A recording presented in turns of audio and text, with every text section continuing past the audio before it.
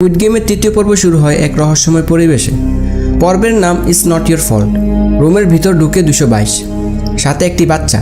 সবাই অবাক হয়ে তাকিয়ে থাকে, আর প্লেয়ার 124 তার গলা লকেট খোঁজে। ওই লকেটে ছিল ড্রাগস।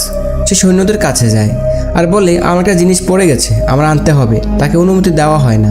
চতুর্থ গেম শেষ হয়। তারপর খেলার রেজাল্ট দেওয়া হয়। 35 জন মারা যায়। এখন বেঁচে আছে মাত্র 25 জন। পুরস্কারের অর্থ 43.1 বিলিয়ন টাকা। প্রতিজনের অংশ 1.724 বিলিয়ন। পঞ্চম রাউন্ড খেলার জন্য ভোটিং শুরু হয়।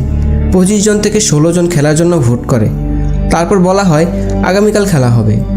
আর এদিকে ডিটেকটিভ হোয়াংকে ওসুক কল করে বলে, ক্যাপ্টেনের কোনো পরিচয় নেই, এখানে কেউ তাকে চিনে না।